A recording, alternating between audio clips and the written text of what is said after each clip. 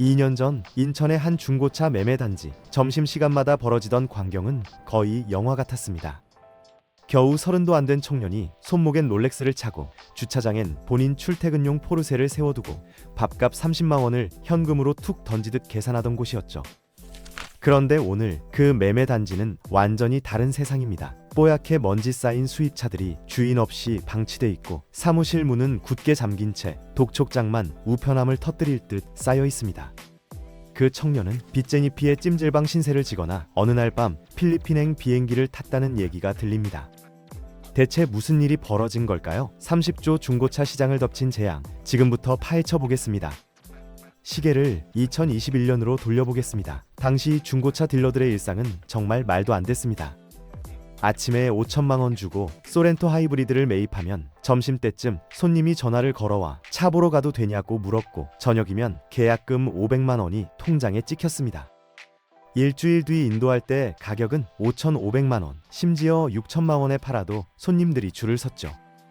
인천의 한 딜러는 이렇게 말했습니다. 그때는 숨만 쉬어도 돈이 들어왔어요. 아침에 눈 뜨면 어제 사놨던 차 값이 100만 원씩 올라 있는 거예요.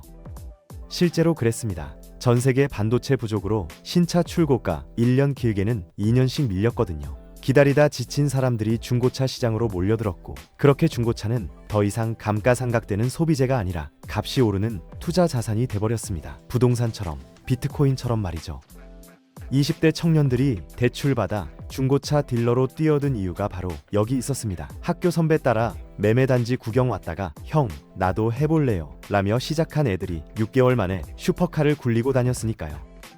그들에게 빚은 무서운 게 아니었습니다. 오히려 돈을 더 빨리 더 많이 벌게 해주는 레버리지였죠. 물 들어왔을 때 노 젓는다고 모두가 대출을 끌어다 차를 사재기 했습니다. 내일이면 어차피 더 비싸게 팔릴 테니까요.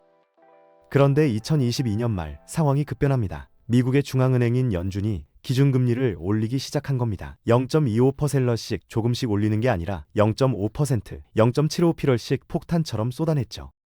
그 충격파는 태평양 건너 한국 중고차 시장을 정확히 강타했습니다. 가장 먼저 타격받은 건 소비자들이었습니다. 여러분, 중고차를 현금으로 100% 박치기해서 사는 사람이 얼마나 될까요? 거의 없습니다. 대부분 할부를 끼고 사죠. 그런데 과거 3, 4%대였던 중고차 할부 금리가 순식간에 10%를 넘어버렸고 신용등급이 조금만 낮아도 법정 최고금리인 19.9%까지 치솟았습니다. 계산기를 두드려 보십시오. 3천만 원짜리 그랜저를 19.9% 금리로 5년 할부 끼면 이자만 거의 1,500만 원입니다. 차값보다 이자가 더 많은 거예요. 소비자들은 충격에 빠졌습니다. 이 돈으로 차를 사? 미쳤나? 지갑이 다치기 시작했습니다. 특히 가장 먼저 시장에서 사라진 건 이른바 카푸어들이었습니다. 월급 250만 원 받으면서 풀옵션 벤츠 E클래스 타던 20, 30대 젊은 층들 말이죠. 그들이야말로 중고차 시장의 가장 큰 손님이었는데 금리가 2배, 3배 뛰자 매달 내야 할 할부금이 월급을 넘어서는 지경에 이르렀습니다. 결국 그들은 울며 겨자 먹기로 타던 차를 시장에 내다 팔기 시작했습니다. 문제는 여기서부터였습니다. 사려는 사람은 아무도 없는데 팔려는 차만 쏟아져 나오기 시작한 겁니다.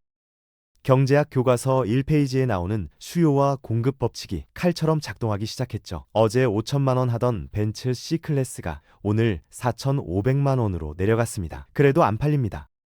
일주일 뒤엔 4천만 원, 그래도 구경 오는 손님조차 없습니다. 인천의 한 딜러는 이렇게 회상합니다. 호황기 때는 손님이 차를 보기도 전에 계약금부터 던졌어요. 근데 지금은 500만 원 깎아줘도 좀 더 생각해 볼게요 라며 돌아섭니다. 가격이 수직낙하하는 공포의 역경매가 시작된 겁니다. 딜러들은 패닉에 빠졌습니다. 어제보다 오늘, 오늘보다 내일 더 떨어질 게 뻔한데 언제까지 버틸 수 있겠습니까? 손해를 보더라도 빨리 털어내야 한다는 공포가 시장을 지배했죠. 5천만 원에 사온 차를 4,200만 원에 내놓고 옆 매장에선 4천만 원에 내놓고 결국 서로 가격을 깎아먹으며 바닥으로 치닫는 치킨 게임이 벌어졌습니다. 하지만 여러분, 진짜 지옥은 여기서 끝이 아니었습니다. 단순히 차가 안 팔려서 손해보는 정도가 아니라 시스템 전체가 무너지기 시작한 겁니다. 그 뇌관의 이름은 바로 재고금융이었습니다. 재고금융, 업계 용어로는 플로어 플랜이라고도 부르는 이 시스템을 이해해야 합니다. 중고차 딜러 대부분은 자기 돈 100%로 차를 사지 않습니다. 특히 영세한 개인 딜러들은 더더욱 그렇죠. 캐피탈사에서 돈을 빌려 차를 매입합니다. 쉽게 말하면 이겁니다. 이 차 팔아서 원금이랑 이자 갚을게. 일단 돈 좀 빌려줘. 외상으로 차를 가져오는 거죠. 부산의 한 딜러는 이렇게 설명합니다. 제 돈이 5천만 원밖에 없는데 어떻게 2억짜리 벤츠를 사겠어요? 캐피탈에서 1억 5천 빌려서 사는 거죠. 한 달 안에 팔면 이자는 200만 원 정도밖에 안 돼요. 호황기 때는 이게 완벽하게 돌아갔습니다. 차가 한 달 안에 팔렸으니까요. 5천만 원 빌려서 벤츠 사오고 3주 뒤 5,500원에 팔고 캐피탈에 원금 5천 원에 이자 50원 갚으면 손에 450만 원이 남았습니다. 한 달에 차 서너 대만 돌려도 월 수입 1,500만 원이 넘었죠. 그런데 지금은 어떻습니까? 차가 6개월, 1년씩 주차장에 박혀 있습니다. 5천만 원을 연 10%센 금리로 빌렸다면 1년 이자만 500만 원입니다. 여기에 매매단지 주차비 월 30만 원, 성능 점검비, 세차비, 광택비까지 합치면 숨만 쉬어도 돈이 새 나가는 겁니다. 이게 바로 딜러들의 생지옥이 시작되는 지점입니다.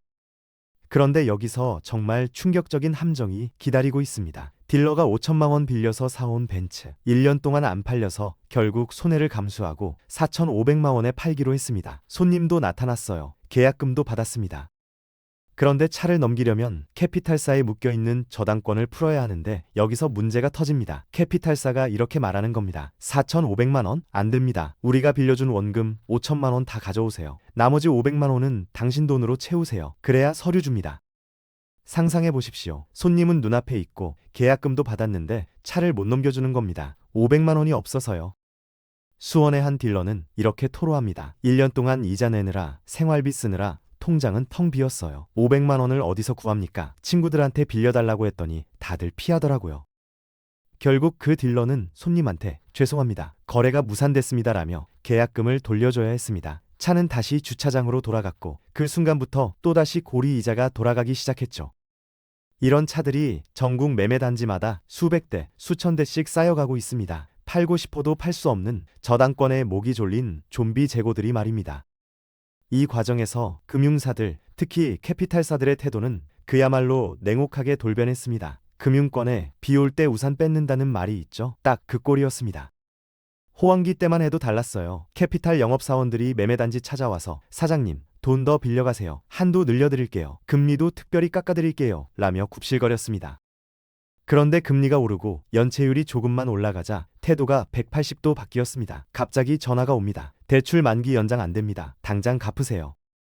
딜러가 사정합니다. 지금 차가 안 팔려서 그러는데 석 달만 더 기다려주시면 안 될까요? 그러면 캐피탈은 마치 선심 쓰듯 조건을 겁니다. 그럼 원금의 20%를 먼저 상환하세요. 그래야 연장 검토해드립니다. 5천만 원 빚진 딜러한테 1천만 원을 당장 가져오라는 겁니다. 현금이 말라버린 딜러들에게 이건 사형 선고나 다름없었죠.